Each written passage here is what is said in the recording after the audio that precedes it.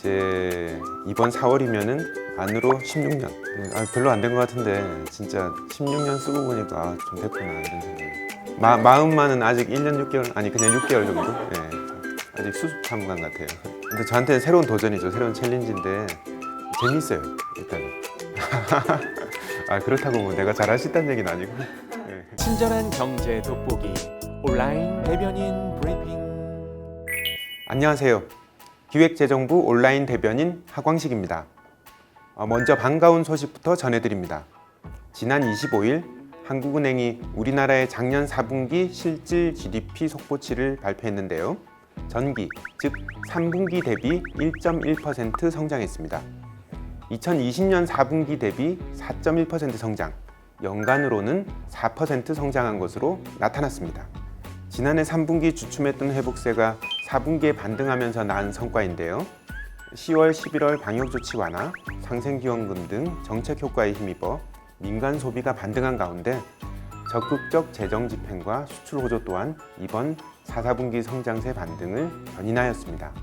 이로써 우리 경제는 G20 선진국 중 가장 빠르고 강한 회복세를 달성하면서 위기에 강한 경제임을 입증했는데요.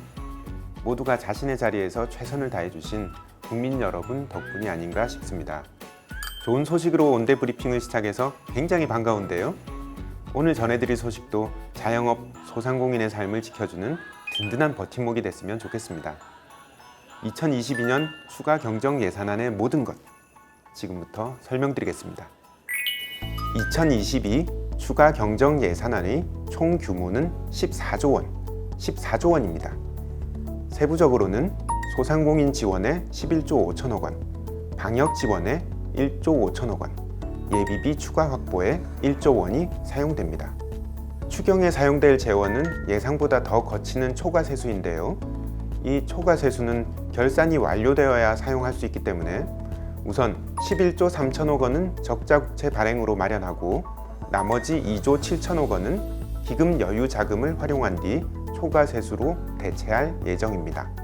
이번 추경안의 편성 방침은 초과세수 기반의 방역 추경인데요. 세 가지 특징으로 설명드릴 수 있겠습니다. 첫째, 쓰임을 소상공인과 방역 지원에 한정하고 있다는 점. 둘째, 연초인 1월에 긴급하게 편성된 추경이라는 점. 셋째, 지원 소요, 재정 여건, 국채시장 여건 등 다양한 상황을 종합적으로 고려해서 규모를 산출하였다는 점입니다. 그럼 추경 대상 사업을 구체적으로 살펴보겠습니다. 먼저 소상공인 지원에 11조 5천억 원이 투입되는데요. 매출이 감소한 소상공인 320만 명에게 300만 원씩 추가 지원하는 2차 방역 지원금에 9조 6천억 원이 사용되고요. 금지 제한 업종에 대한 소상공인 손실 보상을 추가로 보강하는 데 1조 9천억 원이 사용됩니다. 참고로 손실 보상을 위해 확보된 총 재원은 기존 본예산 2조 2천억 원에 지난해 12월에 추가된 1조 원, 그리고 1월 추경안 1조 9천억 원까지 총 5조 1천억 원입니다. 2차 방역 지원금과 소상공인 손실 보상은 별개로 지원된다고 하니 요건이 되시는 소상공인께서는 둘 다 동시에 지원받으실 수 있습니다. 다음으로 방역 보강에도 1조 5천억 원이 추가 투입된다고 합니다. 확진자가 급증하는 예상치 못한 위기 상황에도 누구나 치료받을 수 있도록 병상을 충분히 확보하는 데 4천억 원이 마련되었고, 코로나19의 먹는 치료제, 주사용 치료제 추가 구매에 6천억 원이 지원됩니다. 경증 환자의 생활 지원비와 유급 휴가비를 지원하는 데도 5천억 원이 확보되어 있습니다. 마지막으로 예비비인데요. 변화를 예측할 수 없는 방역 상황에 대비해 정부가 모든 상황에 신속히 대처할 수 있도록 예비비 재원을 보강하는 데도 1조 원이 준비되어 있습니다. 정부는 1월 21일 추경 예산안을 발표하고 1월 24일 국회에 예산안을 공식 제출했는데요.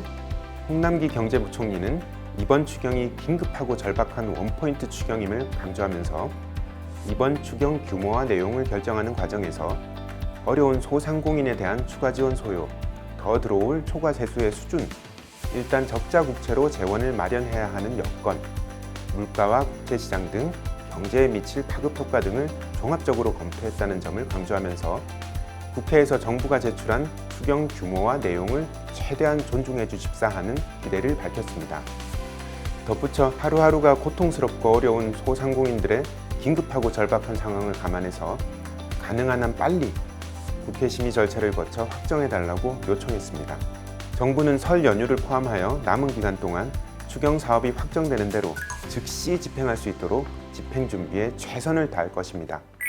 이번 주 온라인으로 개최된 2022 공공기관 채용정보 박람회 많이들 참여하셨나요? 혹시 깜빡하고 놓치신 분들, 공공기관 취업은 물론이고 공공기관에 대한 다양한 정보가 궁금하신 분들은 공공기관 알리오 홈페이지를 방문해 보시면 좋을 것 같습니다. 마침 바로 어제 개편을 했는데요. 들어가 보니 디자인도 바뀌고 통계 분석도 한눈에 볼 수 있어서 정말 편리하더라고요. 공공기관에 관심 있는 분들은 꼭 한번 방문해 보시기 바랍니다. 이번 주 온대 브리핑은 여기까지입니다. 올 설날에는 오랜만에 가족 친지들이 함께하는 명절을 기대했었는데 오미크론 확산 등 불안한 방역 상황이 또 발목을 잡네요. 몸은 멀리 있어도 마음만은 가까이, 가족 사랑도 비대면으로 전해야 하는 시대지만 잡는 그릇이 다르다고 마음이 변하는 건 아닐 겁니다. 고마운 사람, 사랑하는 사람들과 마음만은 풍족하게 나누는 설 명절 되시기 바랍니다.